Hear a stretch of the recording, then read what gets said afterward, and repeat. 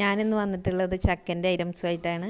ഈ പച്ച ചക്കൻ്റെ മടലും നമുക്ക് കളയാനില്ല. ഞാൻ പഴുത്ത ചക്ക കൊണ്ട് എൻ്റെ മടൽ വെച്ചിട്ട് തേൻ ഉണ്ടാക്കുന്ന റെസിപ്പി ഞാൻ വീഡിയോ ഇട്ടിട്ട്, അതുപോലെ ഒരു ജെല്ല് ഉണ്ടാക്കുന്ന വീഡിയോ ഇട്ടിട്ടുണ്ട്.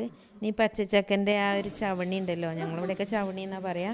ആ ചവണി നമുക്ക് കത്തി എടുത്തിട്ടോ മുറിച്ചെടുത്തിട്ട് പൊരിച്ചിട്ട് നല്ലൊരു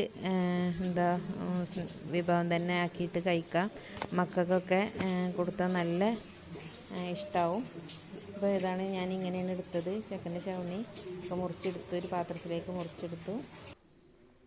നമുക്ക് ചൂടായ എണ്ണയിലേക്ക് അതിട്ടിട്ട് വറുത്ത് കോരാം. പെട്ടെന്ന് ആയി കിട്ടും കേട്ടോ. അധികം മൂപ്പൊന്നും വേണ്ട. നല്ല ചൂടുള്ള എണ്ണയ്ക്ക് ഇട്ടാൽ പെട്ടെന്ന് അത് വറന്ന് കിട്ടും.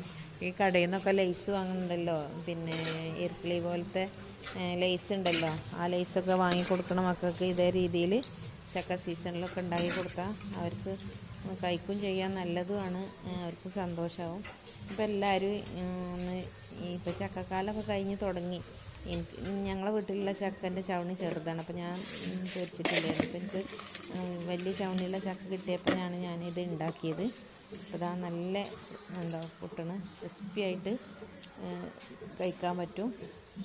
ഇത് പൊരിച്ചതിന് ശേഷം നമ്മൾ പാത്രത്തേക്ക് ഇട്ടിട്ടാണ് നമ്മൾ ഒരല്പം ഉപ്പ് പിന്നെ അതിൽ കുടഞ്ഞിട്ട് പിന്നെ തട്ടിയെടുക്കുകയാണെങ്കിൽ ഉപ്പും എല്ലാവരും ആ ഒരു പൊടിയാവും.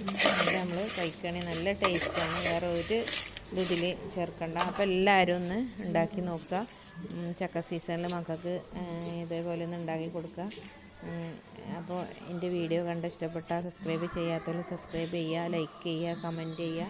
ഇൻഷാ അള്ളാ അടുത്ത റെസിപ്പിയായി വീണ്ടും കാണാം. Thank you.